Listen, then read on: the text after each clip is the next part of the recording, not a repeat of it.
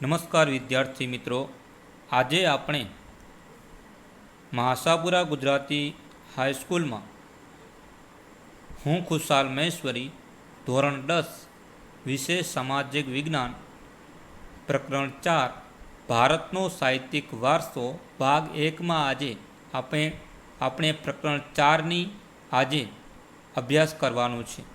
એના પહેલાં આપણે પ્રકરણ 2 અને પ્રકરણ 3માં ભારતનો સાંસ્કૃતિક વારસો એનો અભ્યાસ કરી ગયા છીએ.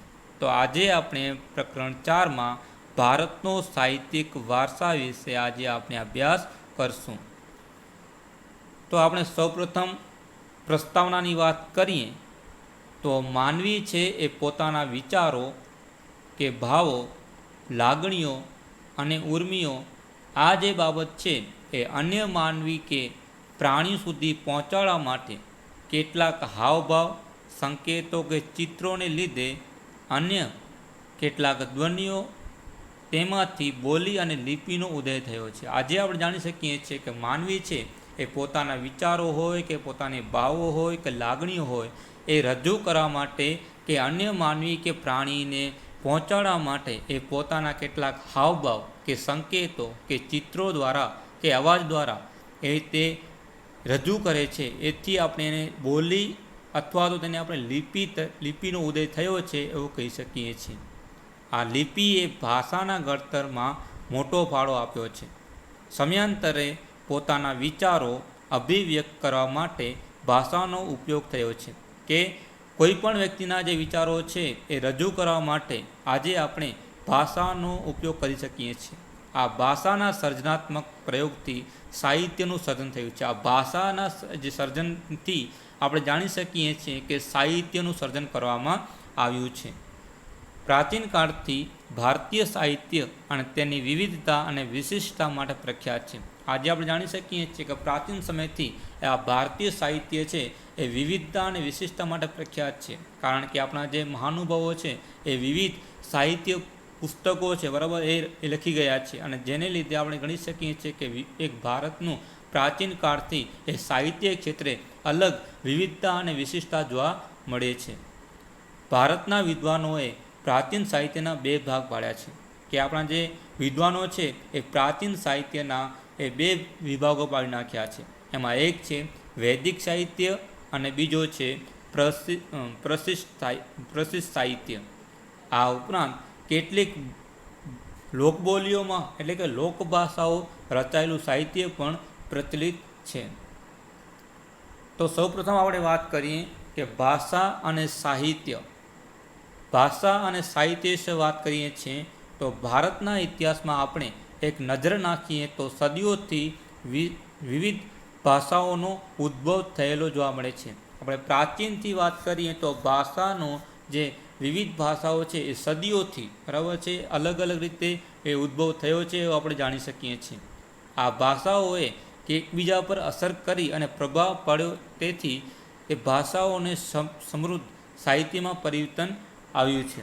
જાણી શકીએ છીએ કે ભાષાઓ છે એકબીજાથી અસર કરી અને તે પ્રભાવ એટલો બધો પડ્યો કે જેને લીધે આજે સમૃદ્ધ સાહિત્યમાં આજે રચના થઈ રહી છે. તેનું ઉત્તમ ઉદાહરણ છે ભાષા. વર્તમાન સમયમાં સંસ્કૃત ભાષાનો ઉપયોગ ઓછો છે. આજે આપણે હાલના સમયમાં સંસ્કૃત ભાષાનો ઉપયોગ ઓછો કરીએ છીએ, પણ આપણે પ્રાચીન સમયમાં બરાબર છે આ સંસ્કૃત ભાષા પરથી જ અનેક ભાષાઓ છે એ ઉતરી આવી છે. પણ ધાર્મિક કાર્યો અને પૂજા વિધિઓમાં સંસ્કૃત ભાષાનો ઉપયોગ થયો છે કે આજે વર્તમાન સમયમાં જે સંસ્કૃત ભાષા છે હવે જે ધાર્મિક કાર્યો હોય કે પૂજાની વિધિઓ હોય એમાં જ એ સંસ્કૃત ભાષાનો ઉપયોગ થઈ રહ્યો છે. સામાન્ય રીતે માનવી માટે અભિવ્યક્ત કરવાની કે ઝીલવાની ઉત્તમ તક ભાષા જ પૂરી પાડે છે. આજે માનવીને કોઈ રજૂઆત કરવા માટે અથવા તો તેને ઝીલવા માટે જો સારી તક હોય રહી છે ભાષા પૂરી પાડે છે. પ્રાચીન ભારતની લિપિ હડપ્પા સમયની આ લિપિ આજે પણ ઉકેલી શકાય નથી કે પ્રાચીન સમયમાં હડપ્પા સમયની જે લિપિ શોધાઈ બરાબર આજે મળી આવી છે એ સમયની લિપિ એ આજે પણ આપણે એ વાંચી શકતા નથી, એટલે કે ઉકેલી શકતા નથી કે શું લખેલું છે એ પણ આજે જાણી શકતા નથી. તે સમયના લોકોની ભાષા કઈ હશે તે માહિતી હજુ સુધી પ્રાપ્ત થઈ શકી નથી. મહર્ષિ ની સંસ્કૃત ભાષાના મહાન વ્યાકરણ શાસ્ત્રી હતા, કે મહર્ષિ પાણિની હતા, કે જે સંસ્કૃત ભાષાના એક મહાન વ્યાકરણ શાસ્ત્રી તરીકે જાણીતા છે. તેમણે અષ્ટાંધ્યાયી ગ્રંથની રચના ઈસવીસન પૂર્વ 4th સદીમાં કરી. કે મહર્ષિ પાણિની છે એ સંસ્કૃત ભાષાના જે વ્યાકરણ શાસ્ત્રી છે તેમનું જે ગ્રંથ છે એ છે અષ્ટાંધ્યાયી, જે ઈસવીસન પૂર્વ 4th સદીમાં રચના કરી. સંસ્કૃત ભાષાને આર્ય ભાષા કે ઋષિઓની ભાષા કે વિદ્વાનોની ભાષા કહીએ છીએ. આજે આપણે આ સંસ્કૃત ભાષાને કે આર્યની ભાષા કે ઋષિઓની ભાષા કે વિદ્વાનોની ભાષા તરીકે ઓળખી શકીએ છીએ. આજના સમયમાં પણ વિશ્વ કક્ષાએ સર્વસ્વીકૃત બની છે. સંસ્કૃત ભાષા એ મુખ્યત્વે ધર્મ, તત્વજ્ઞાન અને વિજ્ઞાનની ભાષા છે. સંસ્કૃત ભાષા છે એ મુખ્યત્વે આપણે જાણી શકીએ છીએ કે ધર્મ, તત્વજ્ઞાન અને વિજ્ઞાનની ભાષા તરીકે પણ આપણે એને ઓળખી શકીએ છીએ. આગળ વાત કરીએ તો પ્રાચીન ભારતીય સાહિત્ય, કે પ્રાચીન સમયમાં ભારતીય સાહિત્યમાં કયા કયા સાહિત્યનો સમાવેશ થતો હતો એના વિશે વાત કરીએ છીએ. તો વેદો વિશે વાત કરીએ તો વેદોનો અર્થ જ્ઞાન થાય છે. પરીક્ષામાં આ 1-2 વાક્ય કે વિકલ્પમાં નીકળી શકે છે આવા પ્રશ્નો, બરાબર? તો યાદ રાખજો કે વેદો છે અને વેદોનો અર્થ એ જ્ઞાન થાય છે. કુલ એ વેદો છે એ 4 વેદો છે. એમાં આપણે જાણી શકીએ છીએ કે 4 મહત્ત્વના વેદો છે. પ્રથમ છે ઋગ્વેદ, પછી છે સામવેદ, પછી છે અથર્વવેદ, પછી છે યજુર્વેદ. આમ કુલ 4 વેદોનો સમાવેશ કરવામાં આવે છે. તો આ વેદોને આપણે થોડોક વિસ્તૃતમાં સમજીએ. પ્રથમ છે ઋગ્વેદ. તો ભારતીય સાહિત્યનો પ્રાચીનતમ અને 10 ભાગમાં વહેંચાયેલો અદ્ભુત ભાગ છે, બરાબર? આ જે ઋગ્વેદ છે ભારતનો જે સાહિત્યનો પ્રાચીનતમ છે, કે જૂનામાં જૂનું સાહિત્ય તરીકે ઓળખી શકીએ છીએ, જે કુલ 10 ભાગમાં વહેંચાયેલો છે અને તેમાં 1028 ઋચાઓ એટલે કે સૂક્તોનો સમાવેશ કરવામાં આવ્યો છે અને તેમાંથી મોટાભાગની ઋચાઓ દેવોને લગતી છે. ઋગ્વેદમાં મોટાભાગની ઋચાઓ છે એ દેવોને લગતી છે. પછી છે સામવેદ, કે જેને આપણે સામવેદમાં ઋગ્વેદના છંદોનું ગાન, બરાબર છે? ઋગ્વેદ છે એ ગ્રંથનો જેમાં છંદો હતા એ છંદોનું ગાન કરવાની વિધિ દર્શાવી છે. તેથી આપણે સામવેદને સંગીતની ગંગોત્રી તરીકે ઓળખી શકીએ છીએ. પરીક્ષામાં પૂછાય કે સંગીતની ગંગોત્રી તરીકે કયા વેદને ઓળખવામાં આવે છે? તો સંગીતની ગંગોત્રી તરીકે આપણે સામવેદને ઓળખીએ છીએ. ત્રીજો છે યજુર્વેદ, કે જે યજ્ઞ વખતે બોલવામાં આવતા મંત્રો, ક્રિયાઓ અને વિધિઓ દર્શાવવામાં આવી છે. કે જ્યારે મંત્રો યજ્ઞ હોય ત્યારે મંત્રો બોલવા માટે, ક્રિયાઓ કરવા માટે, વિધિ કરવા માટે એ યજુર્વેદના સમાવેશ કરવામાં આવ્યું છે.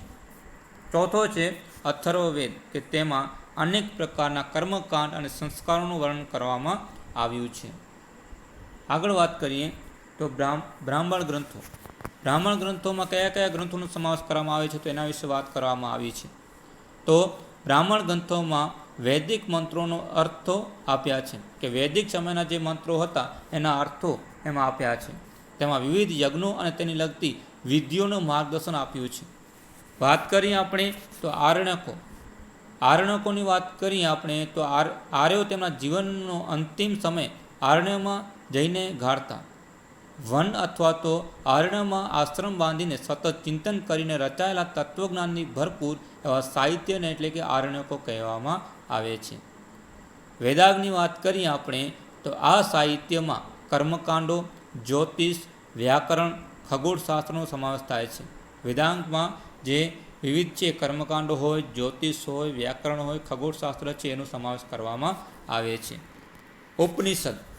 ઉપનિષદ એ ભારતીય દાર્શનિક સાહિત્ય ગણાય છે, કે ભારતનો જે એક દાર્શનિક સાહિત્ય તરીકે આપણે એને જાણી શકીએ છીએ. તેમાં આરંભ, મૃત્યુ, ભૌતિક અને આધ્યાત્મિક જગતનું જ્ઞાન, પ્રકૃતિ તેમજ અનેક દાર્શનિક પ્રશ્નોનું વિવેચન કરવામાં આવ્યું છે ઉપનિષદમાં.